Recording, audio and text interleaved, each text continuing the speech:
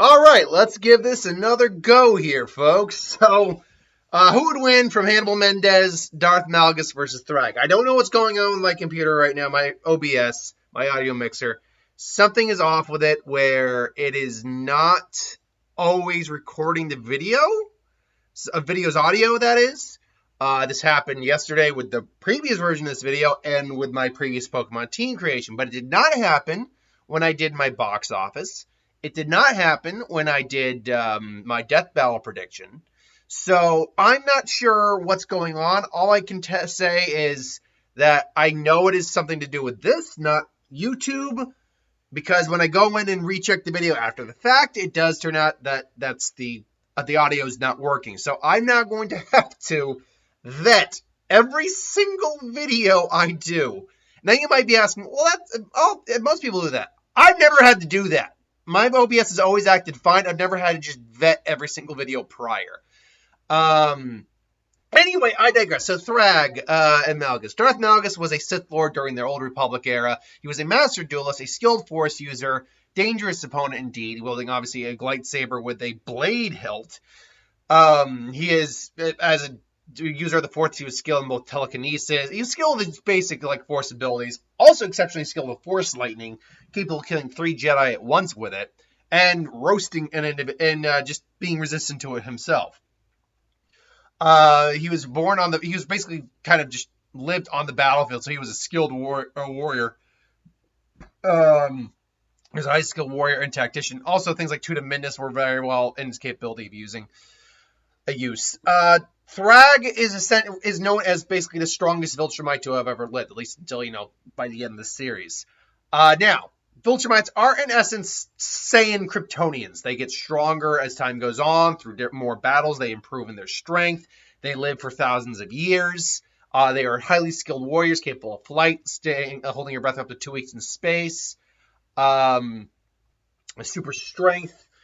But the question is, as Thragg is the strongest Kryptonian or Viltrumite that has ever lived, or that has been around in the series up until, after his reign, how strong is he? Well, to know that, we can kind of compare him to someone like Omni-Man, who he pretty much whipped the ass of. Omni-Man, we know, is insanely strong, capable of punching a meteor the size of Texas and blasting it apart. He was capable of moving so fast he set a planet's atmosphere on fire and was fine. He's durable enough to take massive explosions to the face without any issue whatsoever. He killed Battle Beast. That is Battle Beast he is wearing as a cape, who is insanely powerful in his own right. This is the only weaknesses Viltrumites really have are their eardrums, which are sensitive, and can be temporarily blown out and destroy their equilibrium so they can't fly, and intense solar plasma, like the sun, basically. And even then, it takes for a while for that to take effect. And this guy is way stronger than any of the feats that Omni-Man threw down. So who will win the fight? Well, there's no evidence to suggest that mental manipulation, Jedi mind tricks or Sith mind tricks, Force mind tricks would have an effect on a Viltrumite per se. They are pretty disciplined and strong-willed, so I'm guessing that that's most likely what would that would most likely not work. The issue that Malgus, and by extension a lot of the Star Wars characters would have, is that characters of the strength level of a Thragg or even an Omni-Man are very far and few between in the Star Wars universe. Even the strongest of Force users, Prime Obi-Wan. Well, Prime Obi-Wan is, I guess, somewhat of an example. But Prime Yoda, Prime Vader, Prime Luke, Prime Sidious. Even those guys, they only have so much in terms of what they're capable of doing. And doing in terms of straight out damage. Sure, you have Force lightning and all that, but very few of these characters are a planetary level in terms of their damage output. And even the ones that are, that's an extreme feat for them. Yeah, Vader says the ability to destroy a planet is insignificant next to the power of the Force. Yeah, he says that, but we've actually never seen even in Legends, there isn't a lot of abilities that are, like, make that statement actually true. So, yeah, it's a little difficult to really pinpoint. And Malgus, as powerful as he is, probably isn't in the top 10 of, like, powerful Sith Jedi just characters in the Star Wars universe. Off the top of my head, I can think the characters I can probably consider stronger than him that would be up for that placement: Sidious, Luke, Vader, Yoda. I'd probably put Revan. There is that being, I can't remember her name, but is basically like the true embodiment of the Force that, like, was in Legends, that is, like, way strong. So arguably maybe Windu. And again, he was powerful for his day, and even still powerful compared to a lot of other present or other figures. But Plagueis. I forgot Plagueis. Like, it's a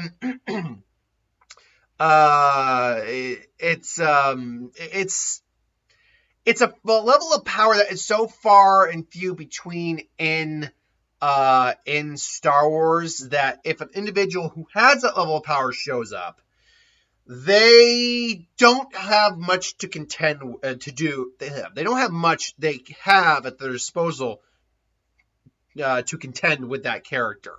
Malgus has some stuff that in theory could hurt Thragg, but Force Lightning really is not much for someone who can survive a planet or survive being in the sun for a while. His lightsaber isn't really solar plasma, but it is plasma.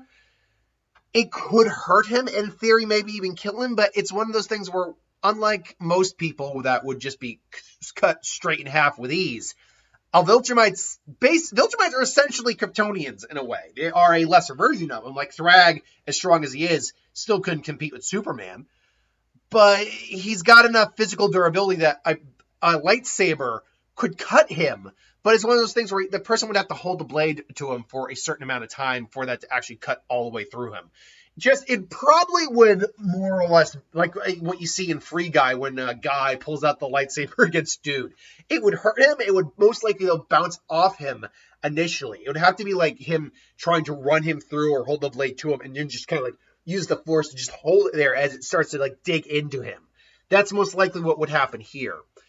Telekinesis could maybe keep him at bay for a little bit because most Force users have near light, especially when talking about Jedis and Sith Masters, Sith Lords. They have near light speed reaction time, but that's only going to be able to hold him back for so long. Momentum is a powerful force, and this guy can move clearly at speeds well beyond the speeds that Omni-Man moved at. To ignite the atmosphere of that planet in that episode, and that was in the comics as well. So I'm not just quoting the series. And this guy's not from the series or the show yet. Assuming they get that far in the television show, they will get to this guy because this guy is a beast. Because he's wearing Battle Beast as a freaking cloak, for God's sake. Yeah.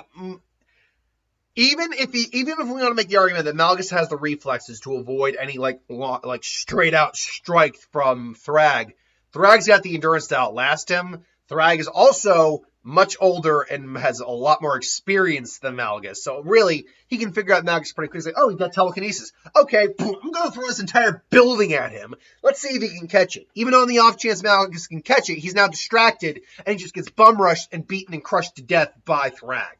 I don't see a very plausible scenario where Malgus wins. So, unfortunately, I would go, for Malgus fans, I would go Thragg in this fight. But what do you think? Let me know in the comments below.